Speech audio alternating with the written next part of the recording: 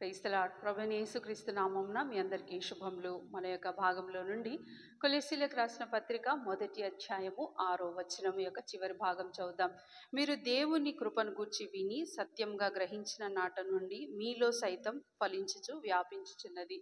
ఎప్పుడైతే అనేకుల దగ్గరికి ఈ శుభవార్త వెళ్ళిందో వాళ్ళలో నుంచి గొప్ప మార్పు వచ్చిందిగా ఉన్నది. దేవుడు కూడా మన యొక్క జీవితంలో కూడా ఆ వ్యక్తిగత మార్పు కొరకు ఎదురు చూస్తున్నాడు. ఆ కృపను పొందిన మనము, అంటే ఆ కృపకు మనం అసలు అర్హులమే కాదు, మనం పొందవలసిన వారమే కాదు, కానీ కేవలం ఆయన ప్రేమ చేత పొందిన మనము ఆ అంధకార సంబంధమైన అధికారంలో నుంచి విడుదల పొందాము. అంతేకాదు ఆయన కుమారుని యొక్క ప్రమేయం చేత మనకు పాప క్షమాపణ కలిగింది. పాప క్షమాపణ పొందుటకు మనం అర్హులం కాదు, కేవలము శిక్షకే అర్హులం. అయినా కూడా ఆయన ప్రేమ చేత మనల్ని మార్చడానికి ఇష్టపడ్డాడు.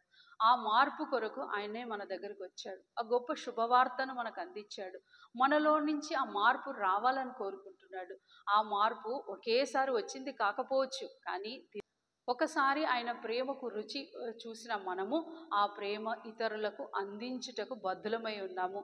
తప్పనిసరిగా మన యొక్క గురి, మన యొక్క గమ్యం ఇది మార్చేదిగా ఉంది.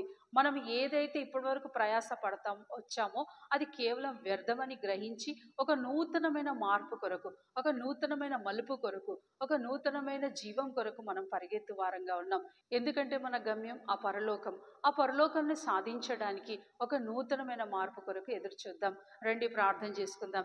ప్రియమైన తండ్రి, యేసు ప్రభు ఘనమైన నామంలో మీరు మమ్మల్ని ప్రేమించి నీ యొక్క శుభవార్తను మాకు అందించినందుకే నీకు వందనాలు. అట్టి శుభవార్త చేత ఇతరులకు వ్యాపించినట్లుగా ఇతరులకు మేము కూడా మీరు మా పట్ల చూపించిన ప్రేమను ఇతరులకు చూపించుటకు కృప చూపించమని ప్రార్థిస్తూ యేసుక్రీస్తు నామంలో ప్రార్థిస్తున్నాం.